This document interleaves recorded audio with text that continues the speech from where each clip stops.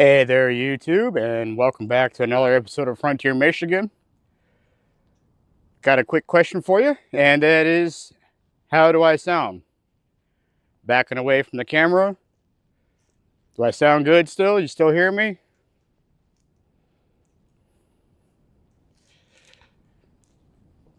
I sound really good. My voice coming across nice and clear. That is because I am now wearing a new Bluetooth microphone that I revealed on last night's live stream.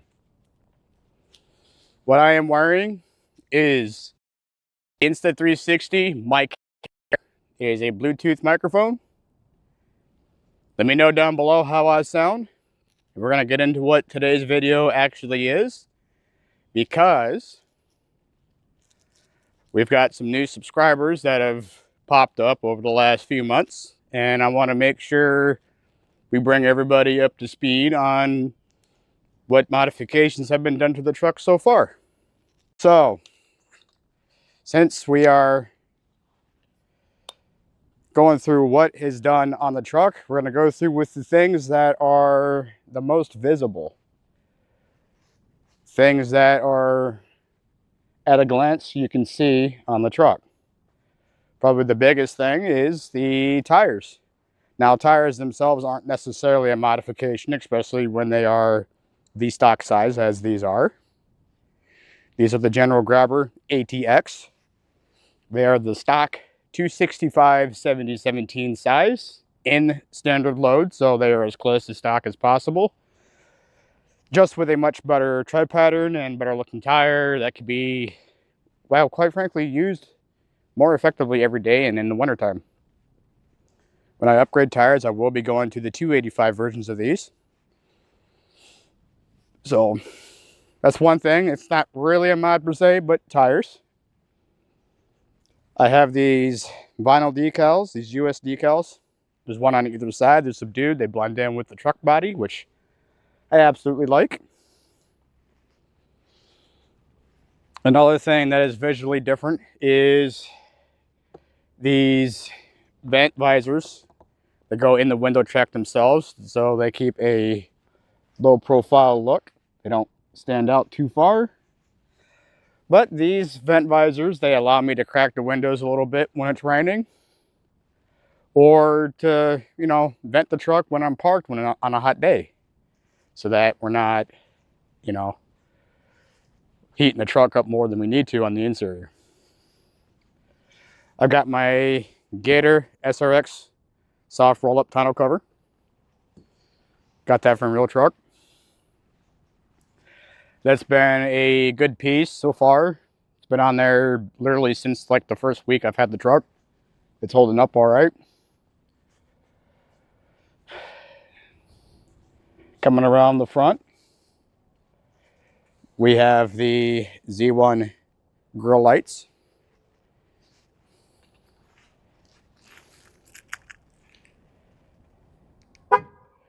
Well, I was kind of hoping they would pop up.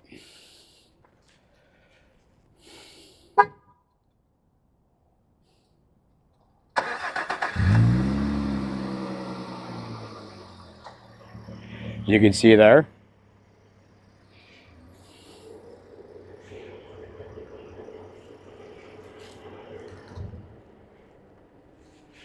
Yeah, you didn't know that if you double tapped your remote start button after starting it up, you could shut the truck off. So try that again.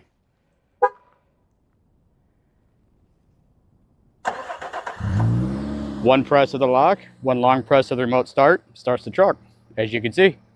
You come back in here again and you double tap it, shuts it off. Just like that. Remote start cancel. Anyway, back on the mods. I have my Diode Dynamics SS6 fog lights. These are the amber. They are the SAE fog light pattern in the Fox Beam 3D printed brackets, which I've recently spray painted a satin enamel black to match the rest of the trim. There's the other US flag. Coming around to the back side,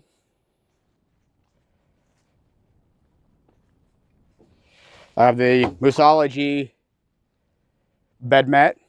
This was on Amazon for roughly $100. Kind of fits in there, adds a little extra layer of protection to any gear that you may put in here. Because the factory bed liner is rough. It's like skateboard tape. If you have any cardboard boxes you don't want destroyed, they will slide around and they will get sandpapered down. So having this rubberized textured mat, it does help.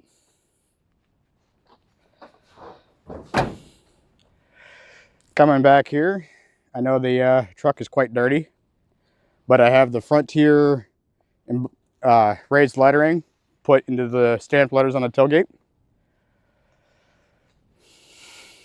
They are, I want to say, close to the same plastic and shine as the emblems themselves, other than my stock Pro 4X badging, because those are subdued for some reason. Coming down, I have the Diode Dynamics C1R hitch light pod, which doubles as a reverse light.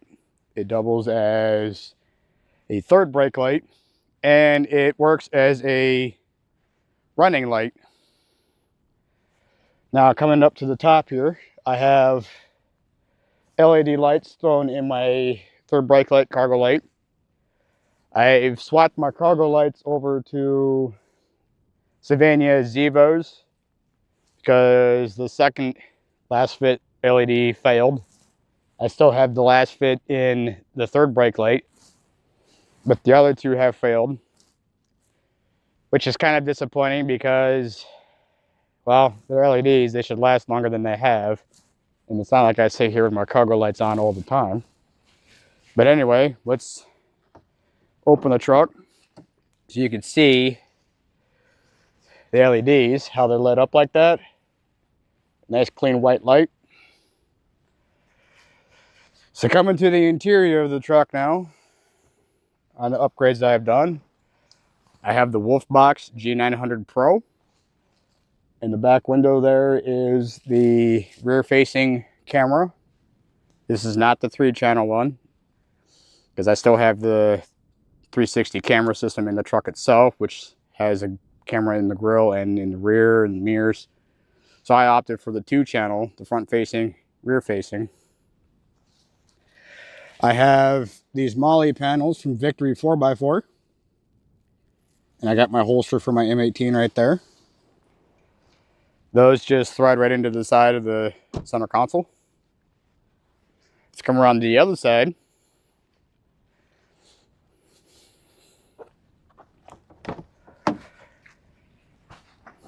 Likewise on this side, the Victory 4x4 MOLLE panel. And I have the medic bag from Z1 Tech Sport right here. It's got pretty much everything you need. It's an easy reach. Never know when you might need it.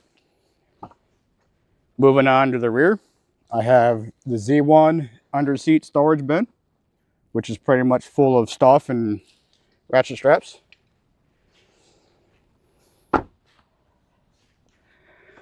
Now we're going to move to under the hood. Come back around to the front. Pop our hood.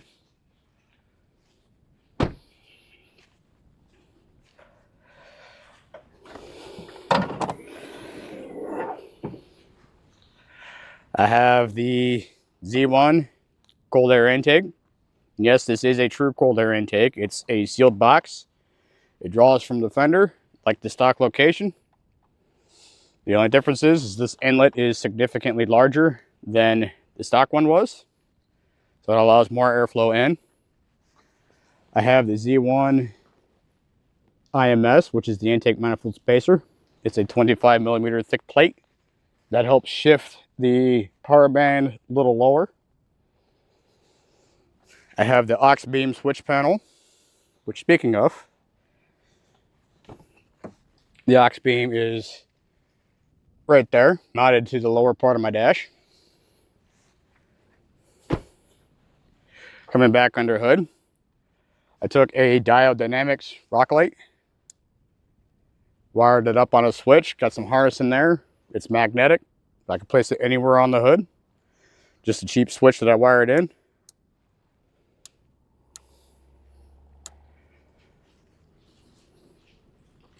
That's it for under the hood for now. I also have a Z1 tune through Ecutech.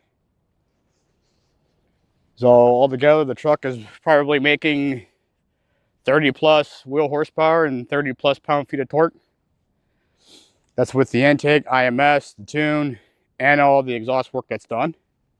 And speaking of exhaust, let's drop below and take a look.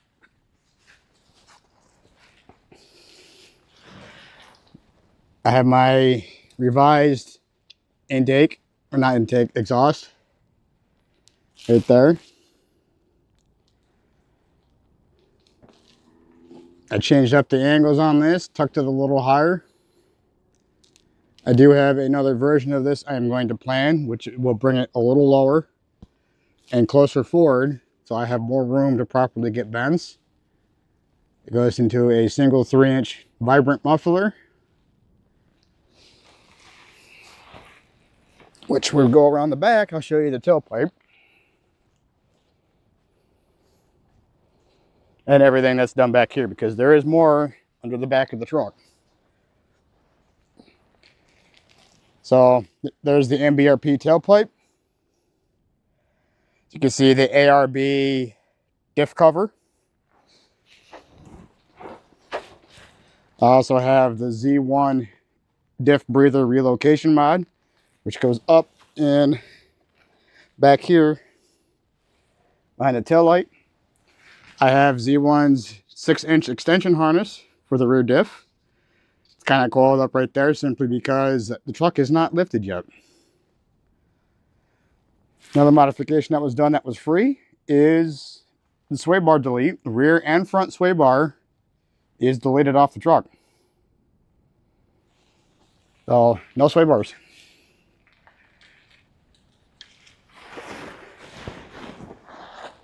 Let me get up for a sec. Let me set you guys back up on the truck here, and we'll close out this video and let you get back on with your day.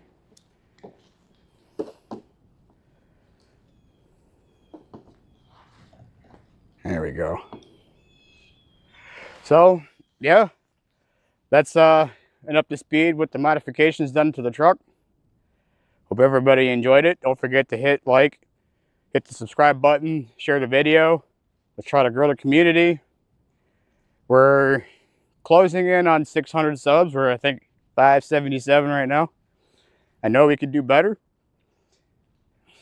And hopefully I sound good. Let me know in the comments down below how I sound. See you guys next time. It's a good day. A little chilly, so stay warm out there. Have fun, stay safe. I'll see you next time.